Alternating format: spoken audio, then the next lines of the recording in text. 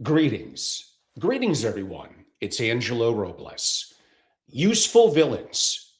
Why every age needs someone to blame, and why it chose you. As mentioned, I'm Angelo Robles. Welcome to At Family Office across my platforms, my members, SFO Continuity. Welcome. Now, this is something that I've spoken about before, specifically when Mamdani in New York was elected mayor. And I know I've been very, very active on the AI side for the last couple of months, but I've been thinking through writing. And again, I guess because I'm different within the world of finance and family offices and not afraid to speak my mind, I have something that I'd like to share.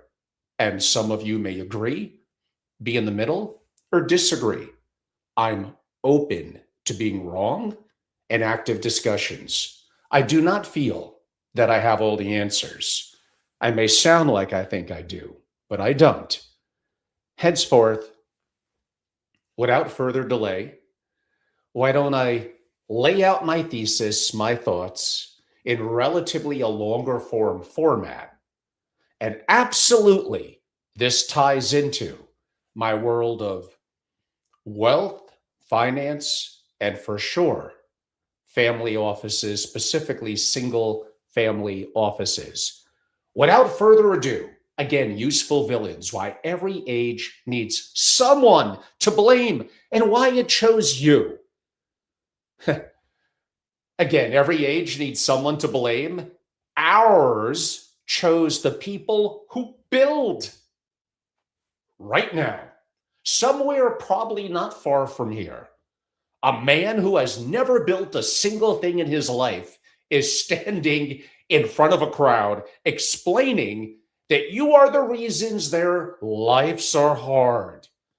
He or she is good at it, had 200 years of practice. And the most dangerous thing in that room tonight, it's not him, it's that some of you have started to believe him. I've spent 2 decades inside the wealthiest families on earth. I've watched them lose fortunes, rebuild them. That I can fix. That's mechanical. What I cannot fix, what keeps me awake, is watching them lose their nerve. Watching often brilliant, capable people who built something real, they begin to flinch when the world calls them thieves. They begin to apologize, begin to hide, begin to wonder quietly in a part of the mind that no one sees whether the accusations may have a grain of truth in their own mind, their own fault. So today, I'm going to say the thing nobody at your level and what I do will say, because saying it makes you a target in today's world. I'm going to have the conversation that you have all been uncomfortable, too cautious, too managed to have. You are, as my title noted, I spent time thinking about that one, the most useful villain in the modern world, that's ever been invented. And your silence is how you lose. Let me give you a definition. It came from the economist Walter Williams. In all the years since, no one has ever answered it. His definition of social justice was this: I keep what I earn, and you keep what you earn. Simple. And the question that detonates the entire modern project: now, you tell me how much of what I earn belongs to you, and tell me why. No one can answer it. They change the subject. They reach for a feeling. Your feelings are not facts because there is no answer. There is only the oldest impulse in human history, dressed up in the language of virtue. The impulse to take what another man made and call it taking justice. Here's the truth: that they have spent a century burying. For 10,000 years, the only way to grow rich was to take. You raided, you conquered, you enslaved. Wealth moved from the weak to the strong, and the strong wrote the songs about it. That was the human condition. That was normal. And a few centuries ago, relatively recent, in a handful of places, something appeared that had never existed in the life of our species. A system in which you could become rich, now listen up, without taking anything from anyone, in which the only road to great fortune ran straight through serving so many strangers so well that they handed you their money gladly and thanked you for the trade. We built the first civilization in human history where wealth is earned by service instead of being seized by force. It is the single greatest moral advance our kind has ever made. And we have taught our own children to be ashamed of it, to be a creator, a builder, a capitalist. Now, the communists do have an answer to the prior mentioned Williams question, and I'll grant them this much. At least theirs is honest. The workers, they say, should own the means of production. Okay, fine. Who is stopping you? Nothing is stopping you, not one thing. Go start a company tomorrow morning and hand every share to the people who do the work along with you. It is legal here in the US and all 50 states. It has never once been illegal. You could do it. Well, you could do it before lunch. But that isn't what they want, is it? Because that would mean building the means of production first, risking, in this case, their own money, your own years, your own name against the live possibility of anyone who's an entrepreneur knows of failure. They do not want to build the factory and share it. They want to seize the factory from an other person who built it. And they call this theft justice. That is the whole of it.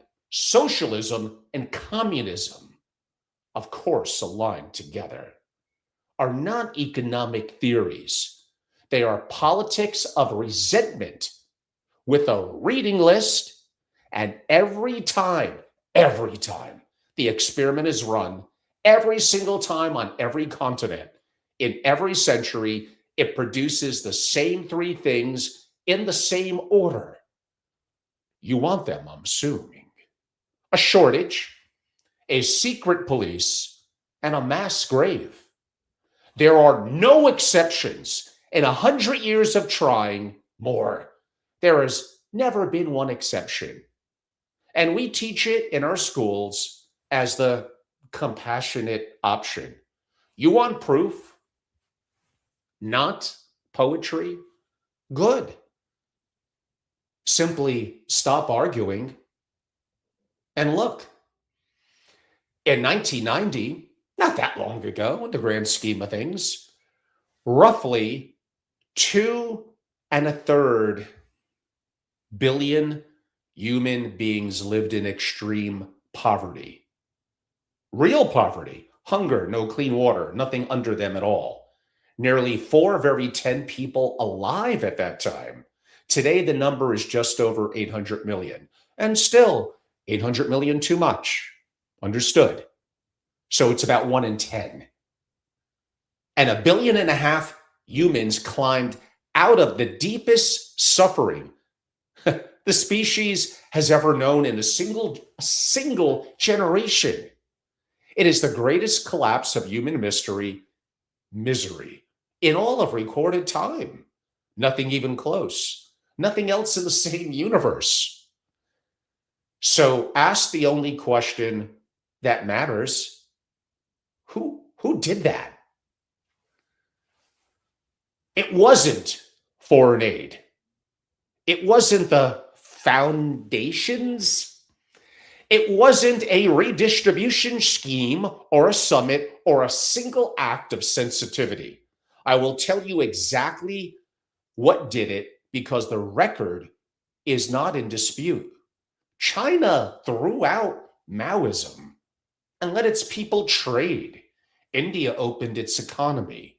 Vietnam, Bangladesh, Indonesia joined the market instead of hiding from it. Wherever capitalism arrived, the misery broke every time, everywhere.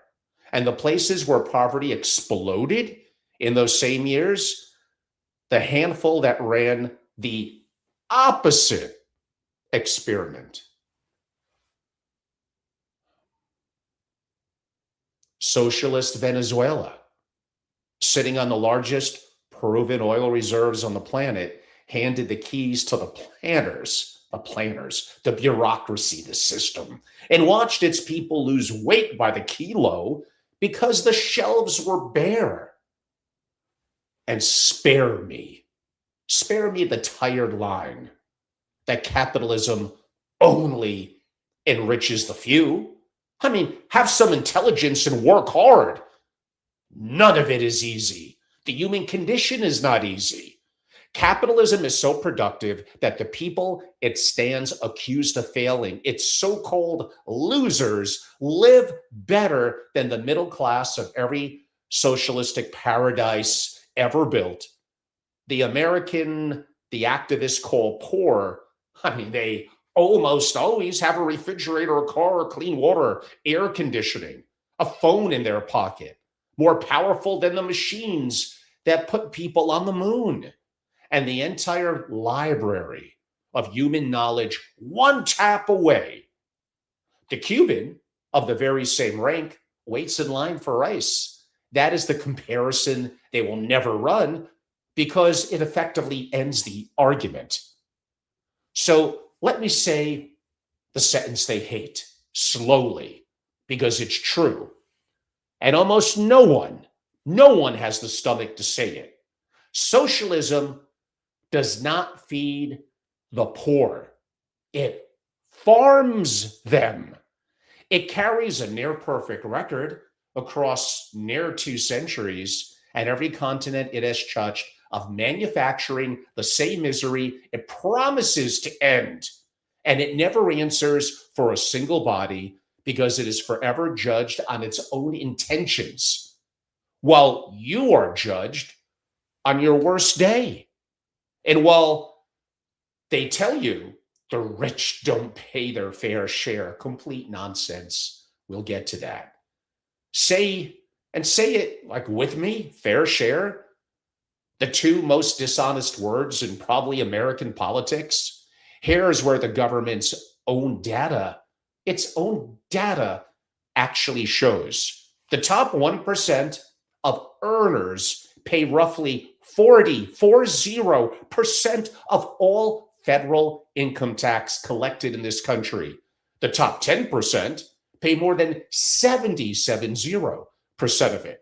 And the bottom half of America pays about 3%. And a great many effectively pay nothing at all. And yes, for one or two of you shouting in the comments, by the way, I come from an incredibly humble background, a broken home, and gravely challenged. Weak people think the world is against them. Strong people don't give a you know what if it is. Never play the victim.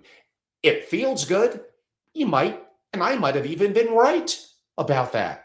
What good is that going to do me? I can only control what I think and the actions that I take moving forward. So thank you very much. Now back to the income tax. This is the most progressive income tax in the developed world. And what they call it greed, when Like a man funds nearly half the federal government and is told to his face that he is a freeloader. He is not an argument like about economics. It's a morality play. And this person, this he in my example, was cast as the villain before the curtain ever went up. And here's the part the tax the rich crowd never reckons with, because arithmetic too is bad for their business.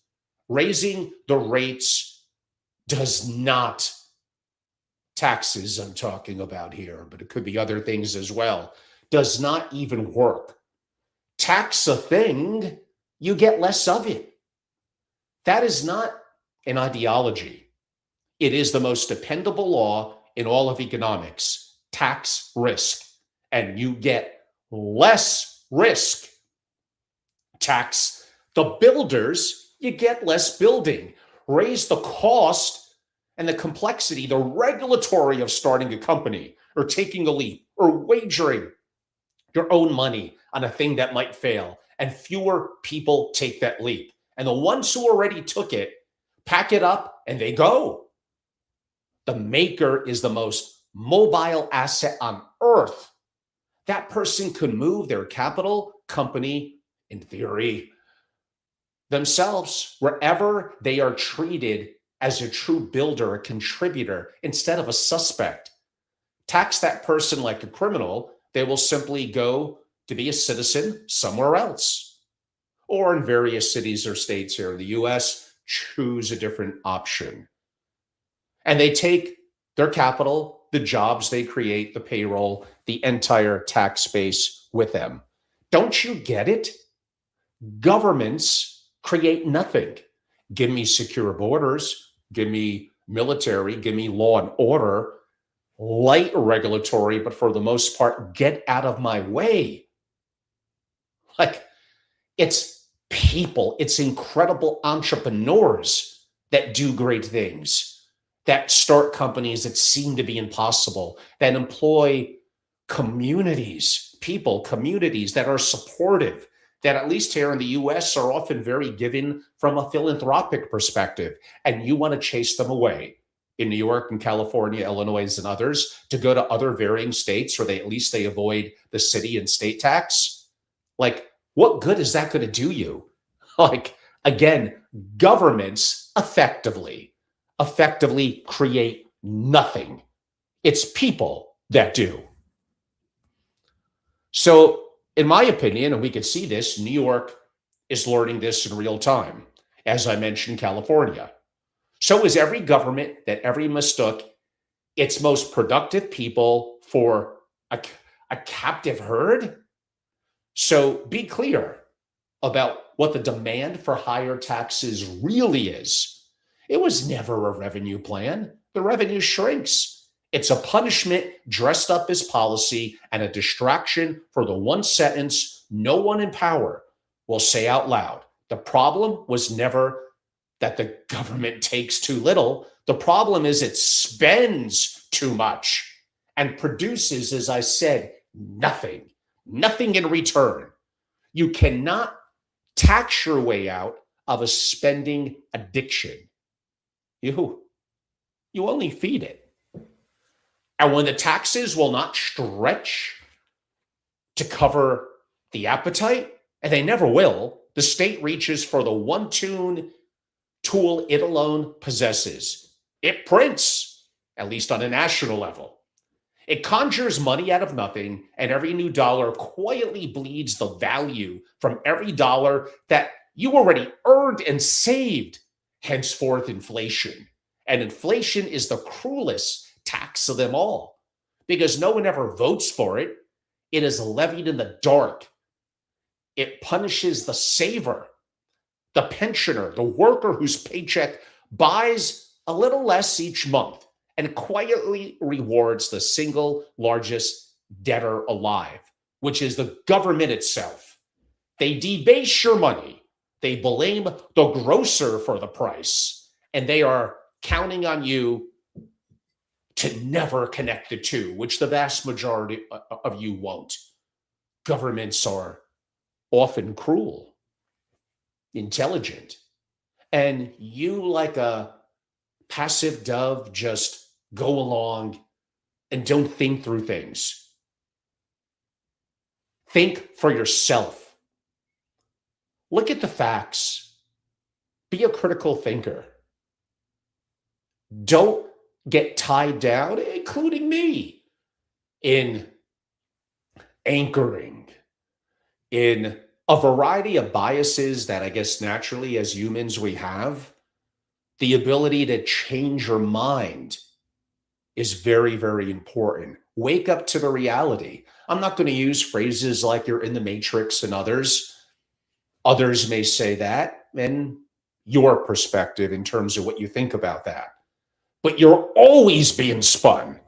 Always understand that, no matter from what side. And like I said, connect them, connect those dots.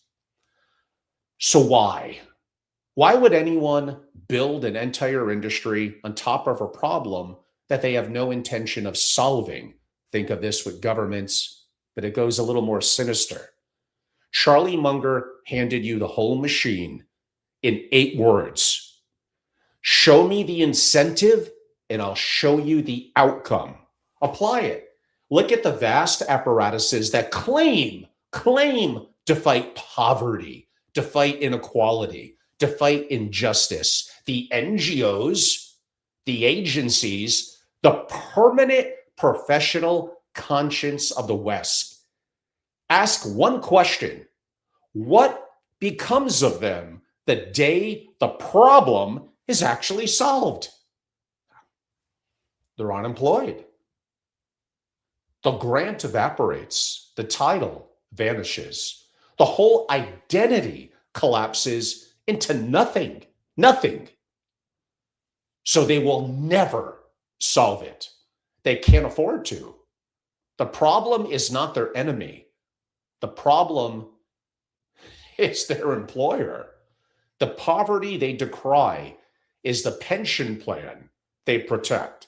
And as the incredible thinker, economist, philosopher to me and more, Thomas Sowell noticed decades ago, where such people gather, stated, in the one kind of institution where a man can be wrong for over 40 years and never once pay for it, because nothing, his words, he touches, ever tested against anything real.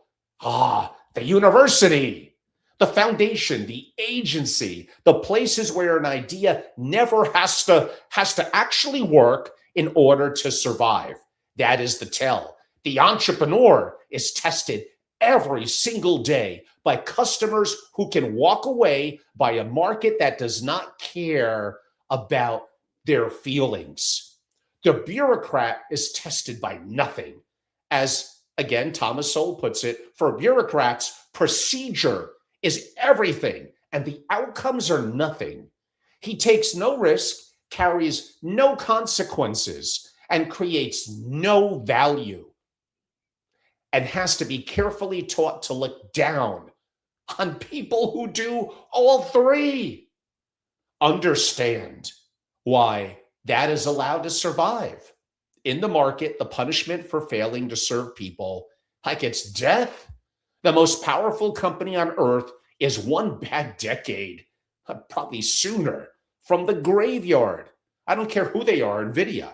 And that graveyard is crowded with giants who grew comfortable and were buried by someone hungrier. That is the mercy of competition. It fires whoever stops earning its keep. Government is the one monopoly that the competition can never touch. It cannot be undercut. It cannot be outbuilt. It cannot be fired. And a monopoly that can never be disrupted is a monopoly that never has to improve, which is precisely why it never does. Now, I am no anarchist, and I won't insult you by pretending the state has no work to do. Courts enforce a contract. Police protect your property.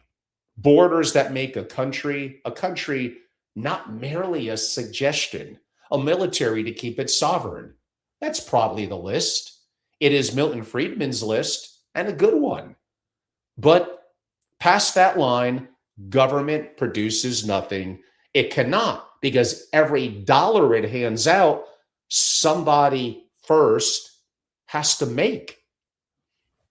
Ronald Reagan, former President Ronald Reagan, said the 9 most terrifying words in the English language are, "I'm from the government and I'm here to help."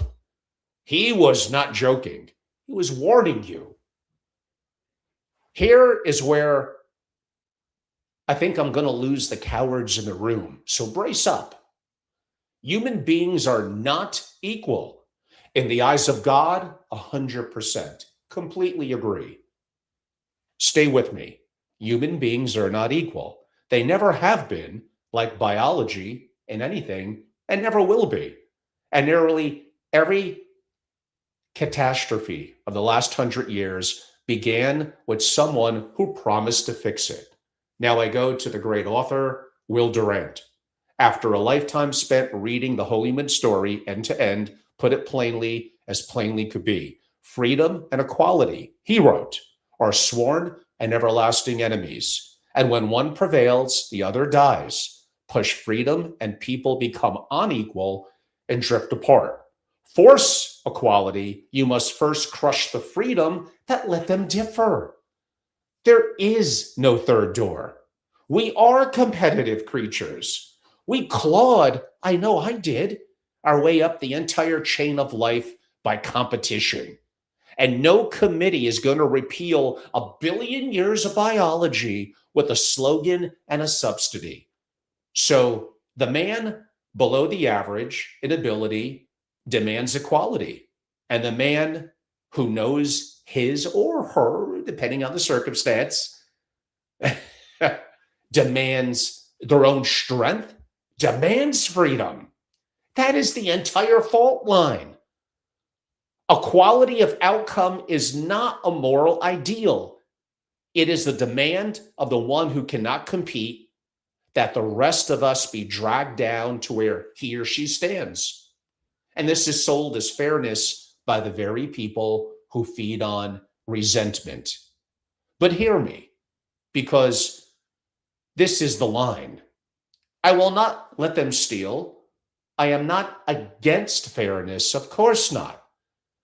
Men cannot be made equal, but their access to opportunity can be made far more narrowly so, and the society that throws the doors of opportunity wide open while refusing to rig the finish line is the only genuinely just one that has ever existed.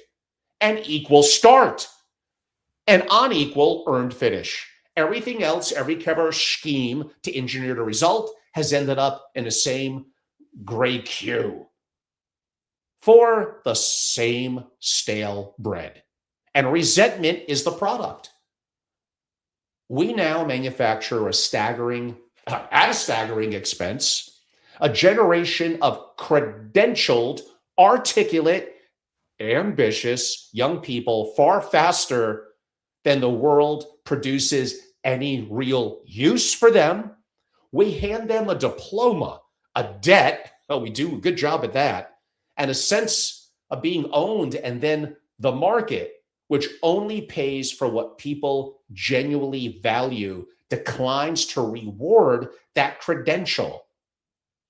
The gap between what they were promised and what they are worth to a stranger is the most flammable material in society. And it always has been. And it has found its politics in socialism, that politics require a villain, and that villain is you. In other words, we have a overproduction of elites in often useless degrees that are not going to be of value in today's world moving forward.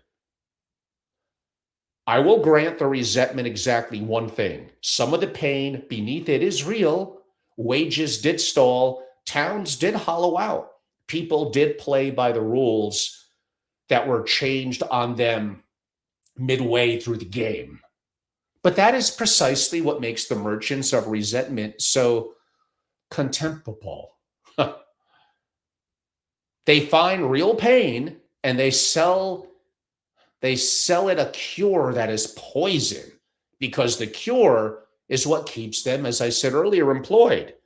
They don't want to be healed. They want you angry. An angry man marches, a healed man goes home. And underneath the loud cruelty, there is a quiet one, a man handed just enough to survive and never enough to rise. Has not been helped. That person has been kept. Dependency is not generosity. It is a leash with a soft handle. It takes the one thing no human being can surrender and remain fully human: your agency, the power to author their own life. Tell a man long enough that his fate sits in someone else's hands, and in time, he believes it, stops reaching, striving, and votes henceforth accordingly. Which, if you are the one doing or doling out the dependency, was the entire point from the beginning. The most radical and most generous thing you could ever give a person is not a check. It is the conditions under which he or she never need one.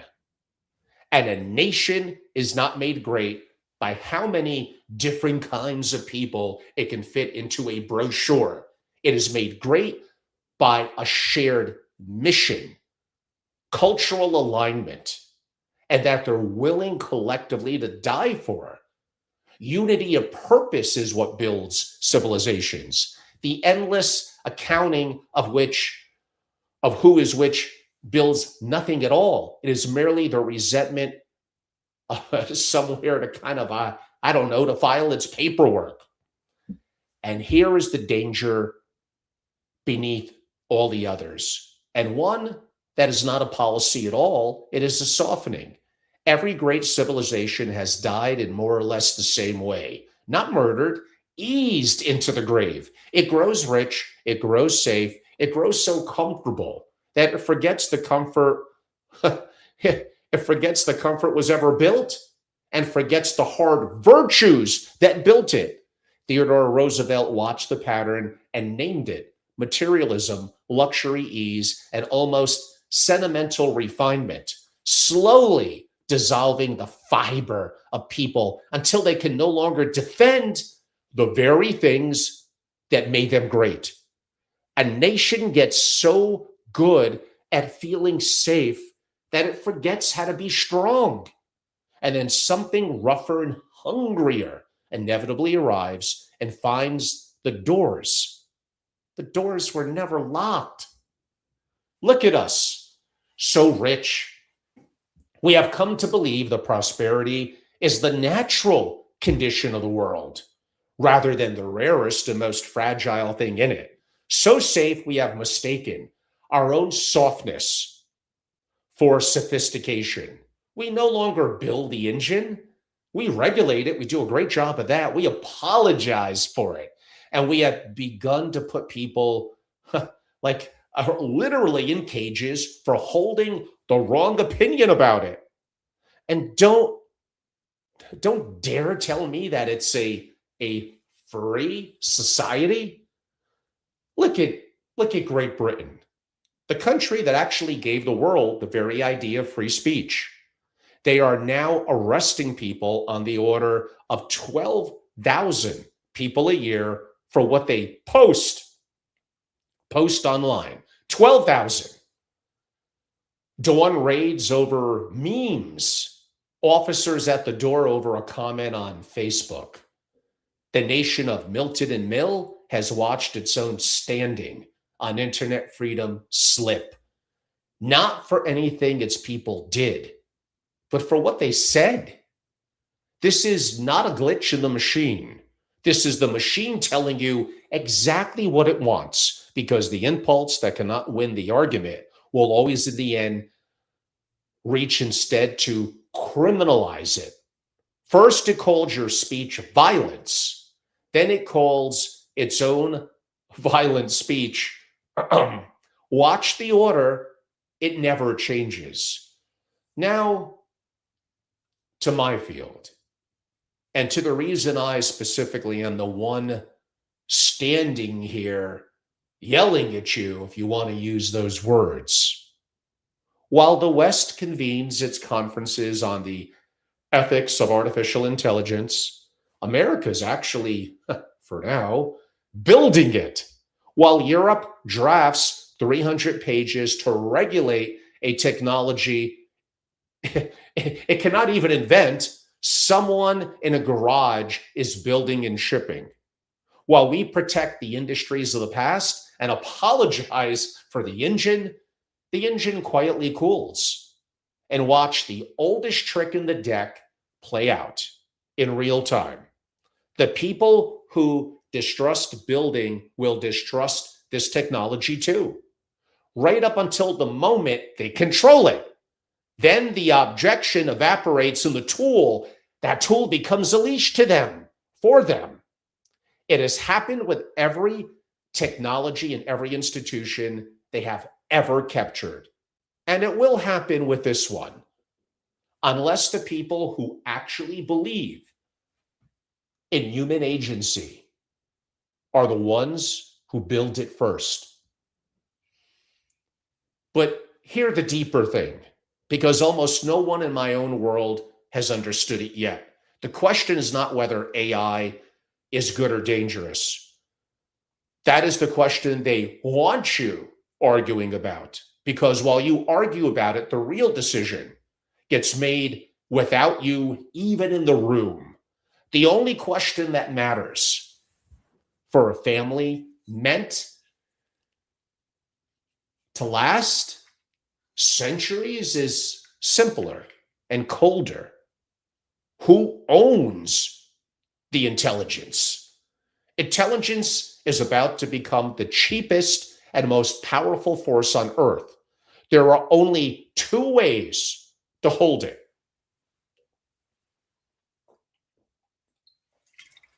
You can rent it on some frontier platform, on someone else's terms, shaped by someone else's politics, visible to someone else's eyes. Or you can own it, built on the bones of the institution, on sovereign, answerable to your purpose and to no one else's. Now I'm talking about having the hardware and open weight platforms that you understand how to use and how to control. Today's not as much of a conversation about that, but funny how this does slip into that direction, which is truly deserved. The family that rents its intelligence is a tenant in the most important house of this century and beyond. The family that owns it holds the deed.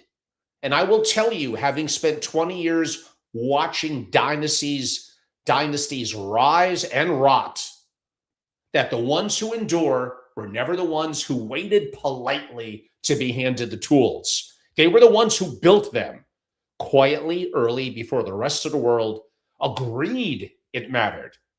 And that is the whole game now. And it is yours to win, or yours, which many of you will do, to simply forfeit. Which brings me at last to you, and why this is not someone else's fight. You are the last institutions left on the planet as family offices that think in generations, not in quarters, not in election cycles. In generations, you will, I don't think, never know in today's world, never live long enough to see. That is your one irreplaceable advantage, and it's exactly why this fight is yours, because almost no one else on earth can afford to defend the long horizon. So care for three reasons, and they go heavier as I go. One, they are coming. They are coming for the mechanism directly. A wealth tax, a tax on unrealized capital gains, on money you never touched, on a number effectively on a screen. Understand precisely what that is. The man who has already who pays 40% of the federal income tax, is now being told that even the paper value of what they own is the state's to assess and extract, whether he or she ever sells a single share or not. That is not a tax. It's the state informing you that your property was always theirs and that they simply decided to collect in installments. You can hire people to manage that.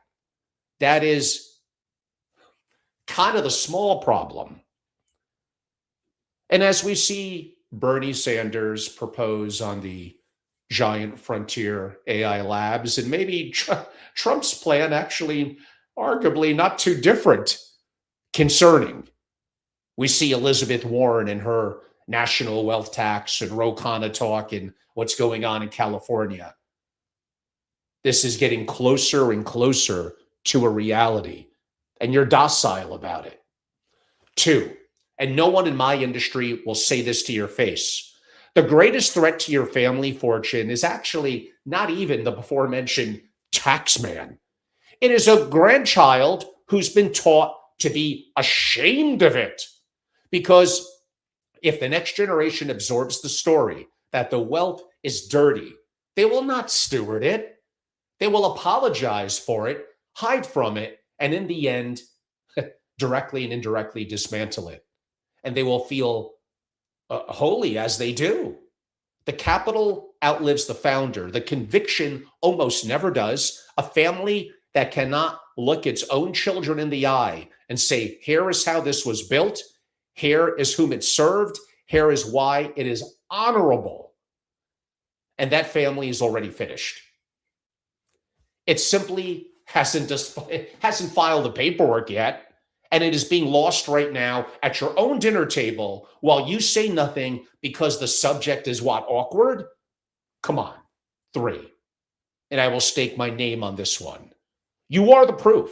You are the living evidence that the system works, that a human being can create staggering value by servicing the world and be rewarded for it. And every time you stay silent, every time you let the caricature of you, of that image, and decline to answer because answering it is beneath you, you do not merely lose a debate. You surrender the field. You let the lie stand because fighting it is too what, uncomfortable for you or risky?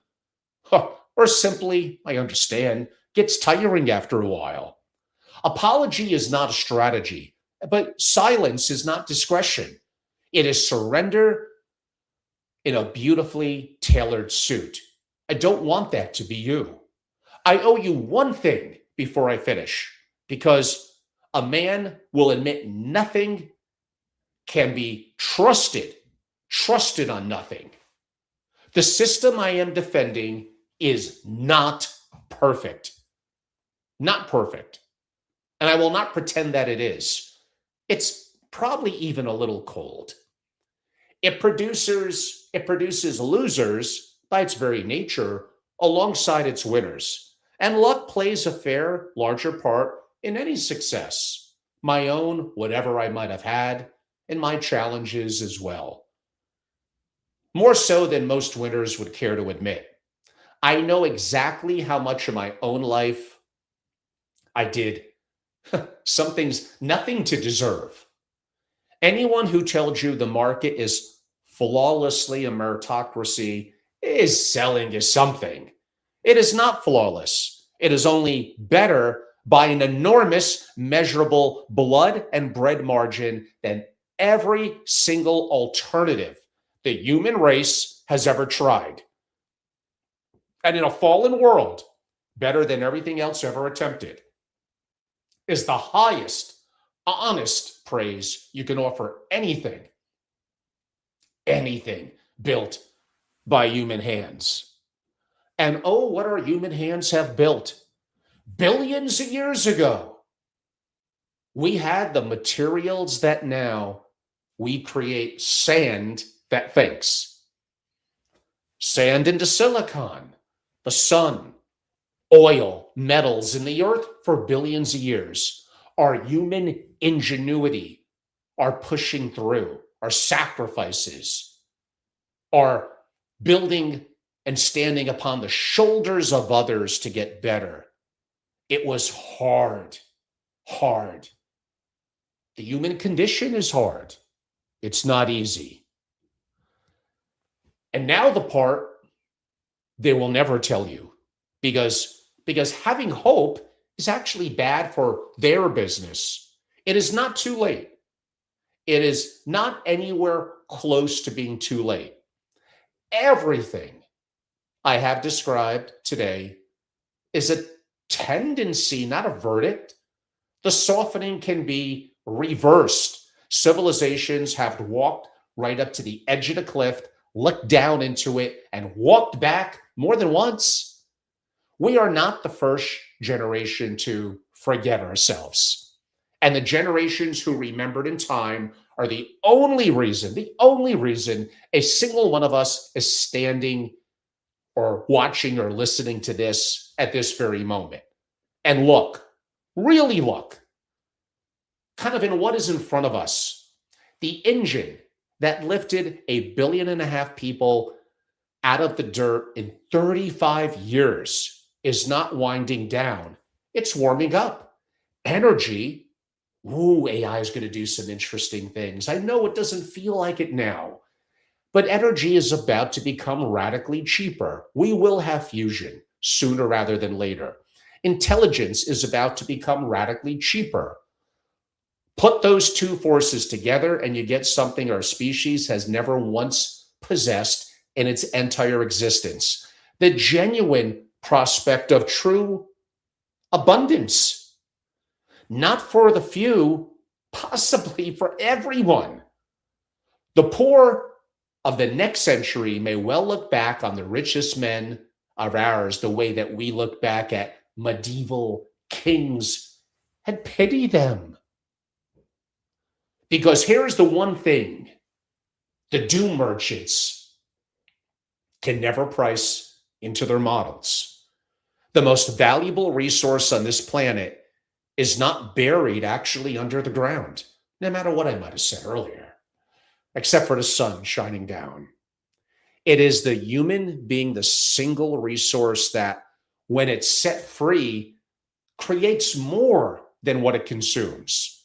Every mouth arrives attached to a mind.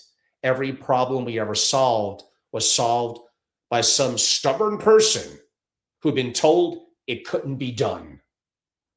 Set us human beings free, and they do not run out of answers. They never have.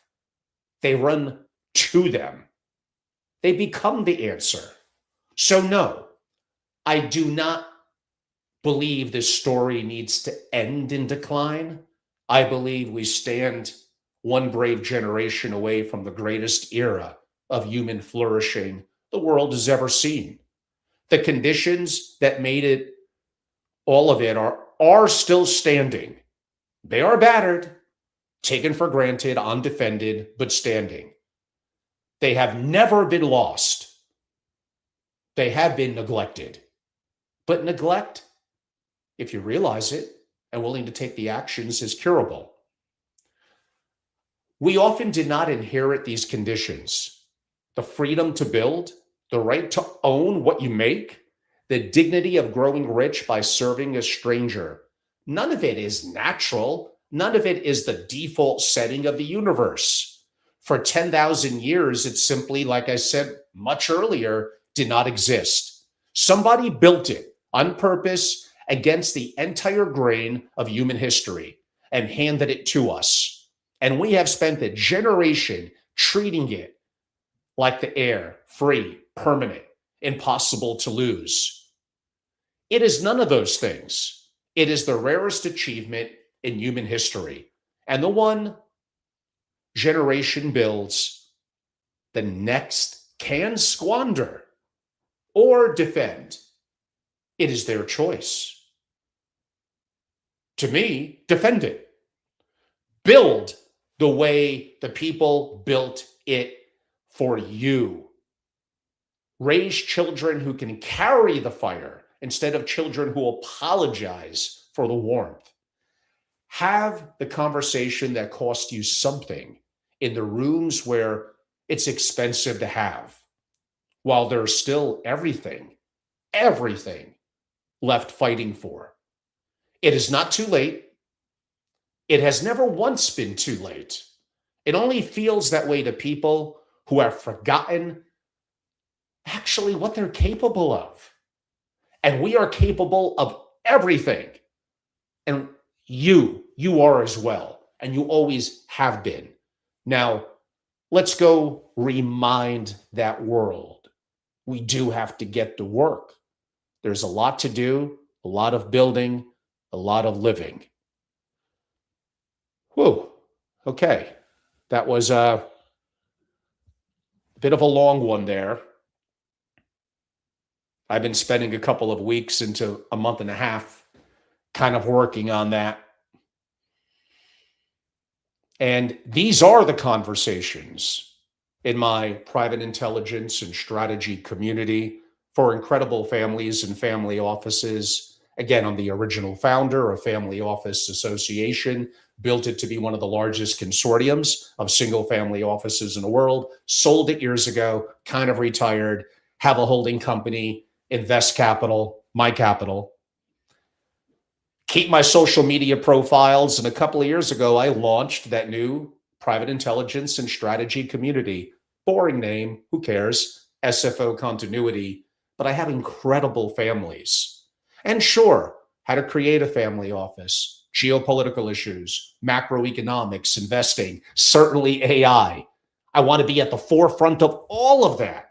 I feel the industry is boring, bland, and vanilla. The conversation that I had today, which to me tied in societal, geopolitics, a little bit of macroeconomics, a little bit of AI, is ones that I'm not saying I'm the only one from an intellectual perspective that could carry that out in the community. I'm not. There's definitely people smarter than me, more eloquent, but they're not as resilient. They don't maybe have the guts to move forward, put a stake in the ground that some people may find a little too strong and stark and not be for them. By the way, easily, half my members are probably what I would deem to be more left-leaning than me. They don't need to love me or like me. They may need to respect me and the value that I could provide to them and the community that I've built of incredible families around the world, from Mexico, LATAM, the US, definitely Europe, Central Europe, parts of the Middle East and Asia. It's a impressive community, and we tackle the subjects that others do not touch. We and me do not have all the answers. I have wrong my fair share. I want to hear the other side of the coin. And yes, I do host at my events with me and with others active debates. Let's not just be politically correct. Let's try to get to the truth. And sometimes getting to the truth, some feathers will be ruffled, mistakes will be made, voices will be raised. Because I care about my family, community, my country, and globally. And I want to throw these subjects, which apparently in the family office world, oh my God, like what are you doing? Now, am I fortunate to be in a position where I could justify doing as such? Did I earn it? Have I been around the community a long time? Do I have a level of freedom? Sure. And again, like I stated, I come from practically the humblest of humble backgrounds. Probably been more lucky than good. Have great people around me, and I've been very fortunate. So if you want to be a part of this, go to angelorobles.com and learn more. Oh, I'm active across my social medias, my LinkedIn, my X, definitely YouTube, at Family Office. It's free. I hope you could enjoy it. But if you want something special, if you want the real deep dive into significant issues around geopolitics, finance, macroeconomics, and investing within the confines of the family office community and building a family office, removing bottlenecks, getting rid of bureaucracy, and becoming more AI native, being a part of my forums, my proprietary content and learning, and my multiple AI masterclasses that I host throughout the year. If you're watching this live, it is Monday. I head into New York later today, and June 23rd and 24th, Tuesday and Wednesday of this week, I teach my first, with incredible faculty, AI Family Office Masterclass of the year. My next one is August 12th and 13th, followed by November 4th and 5th. They are incredible. They change lives. I spoke at a program in Denver. Two people, really? Two people asked me for my presentation that I was giving on stage. It was strictly about AI and integration for a family office. And one of them did approach me and effectively joined. They'll be coming to New York tomorrow and Wednesday to be a part of the masterclass because they want to get that edge that 99.9% of their peers won't get. I don't know. Too old, ego, too comfortable in what worked, and needing to be right more important to almost everyone than making money.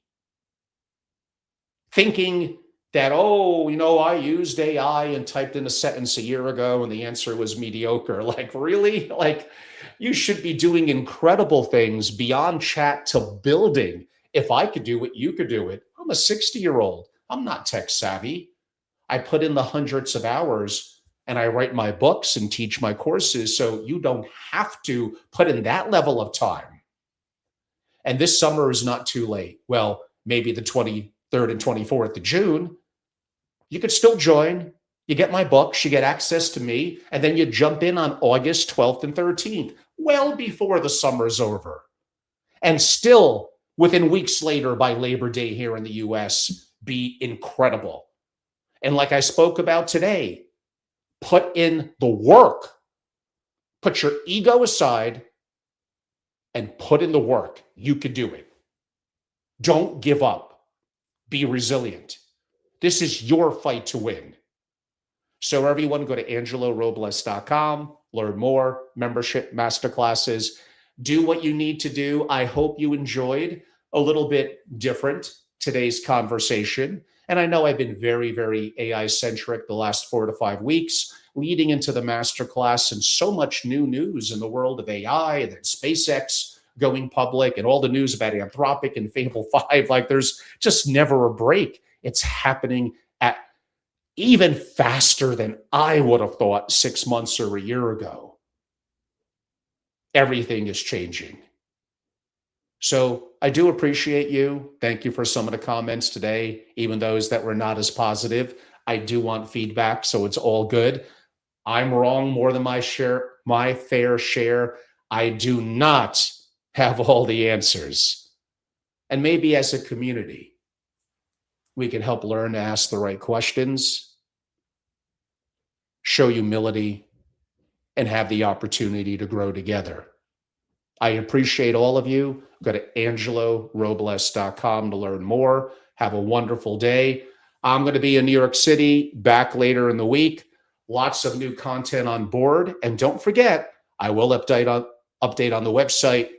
The next AI masterclass, but AI Family Office Masterclass will still be this summer, August 12th and 13th. I expect you to join and jump on in. Thank you so much.